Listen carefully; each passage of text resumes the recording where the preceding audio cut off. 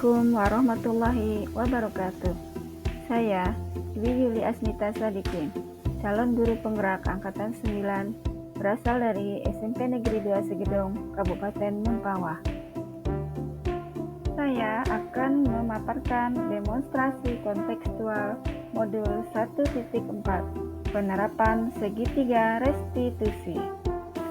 Restitusi adalah proses menciptakan kondisi bagi murid untuk memperbaiki kesalahan mereka, sehingga mereka bisa kembali pada kelompok mereka dengan karakter yang lebih kuat.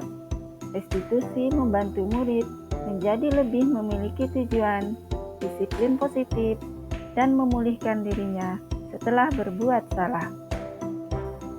Ciri-ciri restitusi: 1. Bukan untuk menebus kesalahan, namun untuk belajar dari kesalahan. Kedua, memperbaiki hubungan. Ketiga, merupakan suatu tawaran, bukan paksaan. Keempat, menuntun untuk melihat ke dalam diri. Tahapan segitiga restitusi. Tahapan yang pertama, menstabilkan identitas.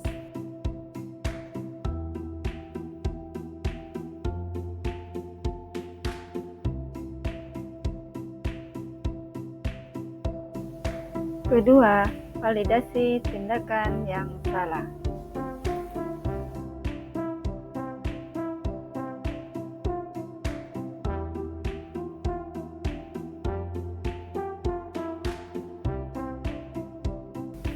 Dan yang ketiga, menanyakan keyakinan.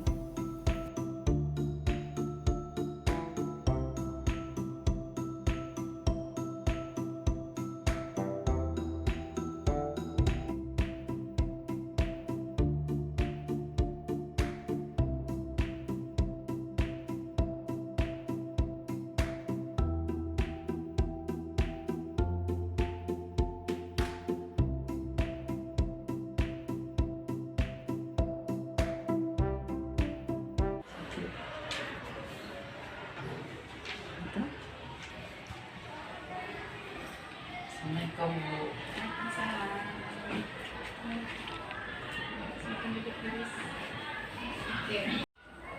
Selamat pagi, Karis. Selamat pagi Bu. Karis tahu kenapa Karis dipanggil ke sini?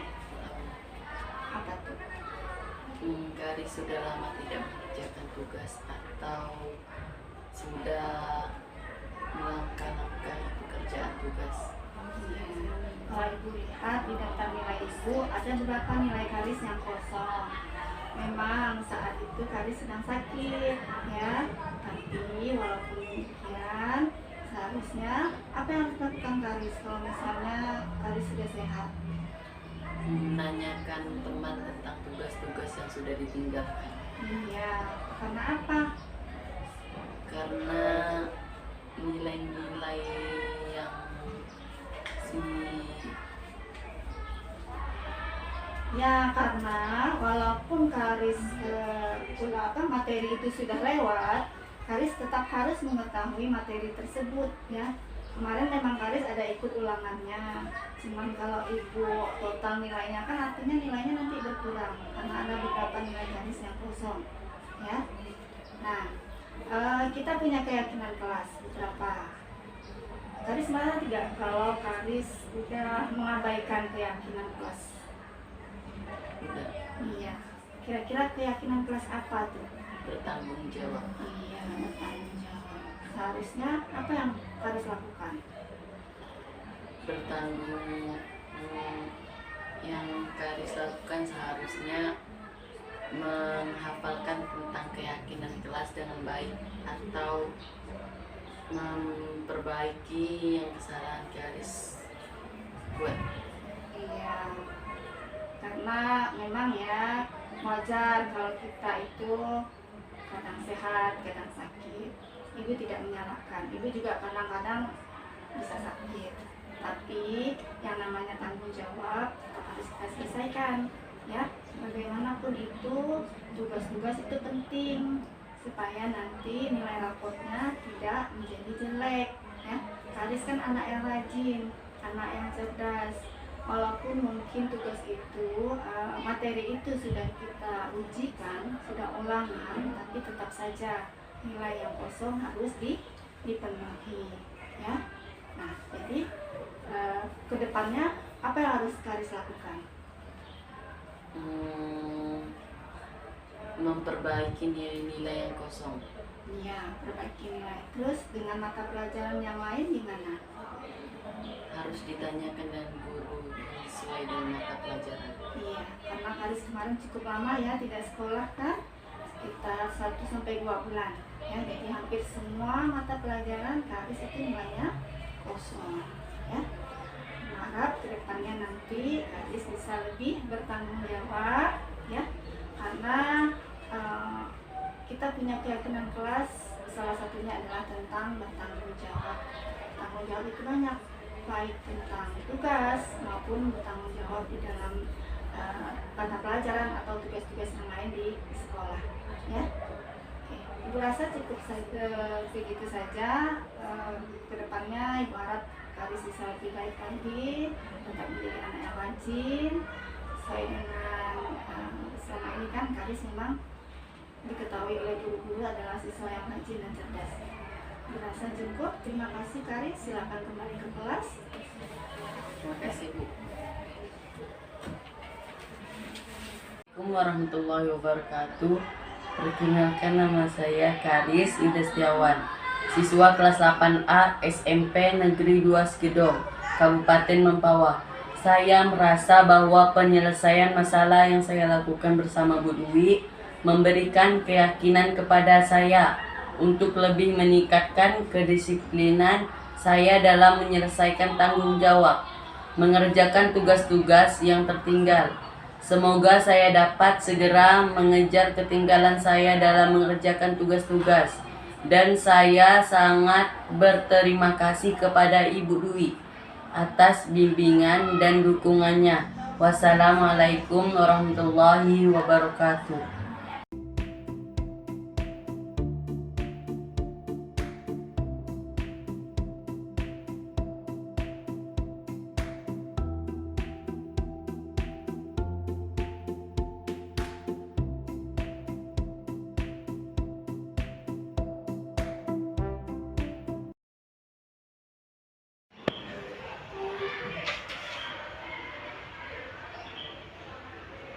Assalamualaikum. Waalaikumsalam.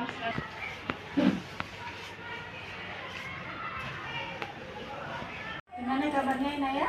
Baik, Bu. Sehat? Tadi waktu pembelajaran IPA, Ibu lihat Inaya kayaknya enggan untuk bergabung bersama teman di kelompok. Ibu boleh tahu alasannya?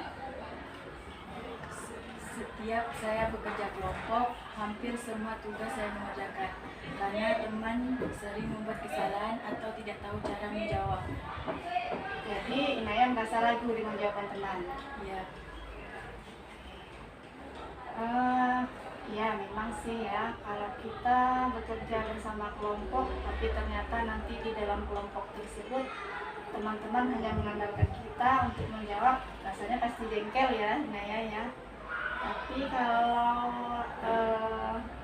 bekerja berkelompok itu kan ada manfaatnya, ada hikmahnya. Kalau menurut Inaya, kalau bekerja sendiri itu baik atau tidak? Tidak. Iya. Kalau bekerja dengan berkelompok berarti kan mungkin teman yang lain ada pendapat ya. Kalaupun mungkin menurut Inaya pendapat teman tidak baik misalnya, apa yang harus Inaya lakukan? Sementara Inaya menurut Inaya begini.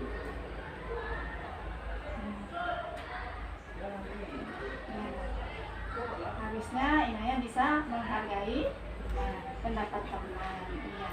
Kita kan punya kesepakatan kelas kan kemarin. Nah, salah satunya adalah apa tuh? Menghargai teman. Nah, Inaya merasa tidak kalau sudah tidak menepati kesepakatan itu? merasakan karena sudah mengabaikan keyakinan kelas, yaitu tentang menghargai teman. Iya. Kita kalau bekerja berkelompok itu kita diajarkan untuk bersosialisasi. kita diajarkan untuk menghargai pendapat teman yang berbeda-beda dengan kita. Seandainya pun pendapat teman itu berbeda dengan kita, tentunya kita harus mempunyai argumen misalnya. Tapi kita tidak boleh terus egois. Kalau misalnya teman beda pendapat, jadi tidak mau ikut dalam kelompok itu, ya. Nah, kalau menurut Inaya, bagaimana cara supaya kita bisa dapat bekerja sama di dalam kelompok dengan lebih nyaman? Mungkin saya bisa mencoba bicara dengan teman-teman saya tentang pembagian tugas yang lebih baik. Atau mungkin saya bisa membantu mereka memahami materi dengan lebih baik. Nah, itu ide yang bagus sekali ya. Jadi seandainya Inaya lebih paham dari mereka, Inaya bisa membantu mereka untuk menyelesaikan tugas. Tapi bukan berarti malah Inaya tidak mau bergabung dalam kelompok ya. Jadi seperti itu. Nanti kalau misalnya ada tugas lagi di mana Inaya harus bekerja bersama kelompok, apa yang akan Inaya lakukan? Saya pikir jika kami bisa memiliki komunikasi yang baik dalam kelompok dan jika teman-teman saya benar-benar bekerja sama dalam mengerjakan tugas, saya mungkin akan merasa lebih nyaman. Iya, oke. Jadi seperti itu ya Inaya ya. Kita tidak boleh mengandalkan atau emosi bahwa kita ini lebih pintar daripada teman. Kita harus menghargai teman. Perbedaan pendapat pasti ada dalam satu kelompok. Kita harus bisa menghandle itu.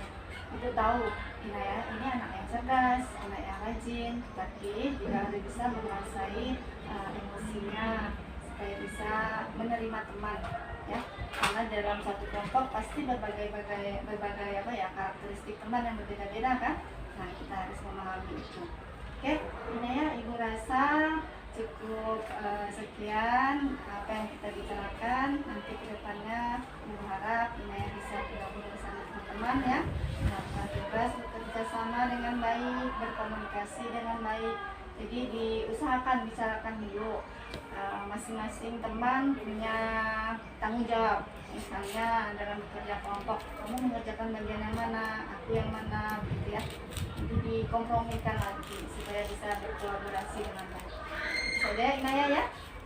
Oke, sekarang Inaya silakan kembali ke kelas. Terima kasih sudah bersedia saat dipanggil ke ruangan.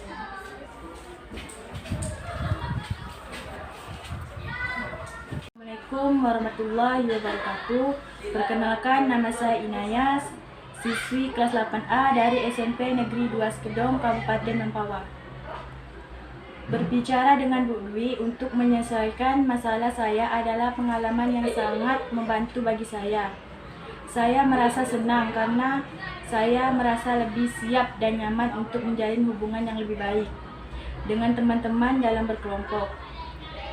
Ini membuat saya merasa optimis berkolaborasi dengan teman-teman dalam satu kelompok. Terima kasih Bu Dwi atas saran-sarannya agar saya bisa lebih baik dan dapat menghargai teman. Wassalamualaikum warahmatullahi wabarakatuh. Terima kasih telah menyaksikan. Salam dan bahagia. Assalamualaikum warahmatullahi wabarakatuh.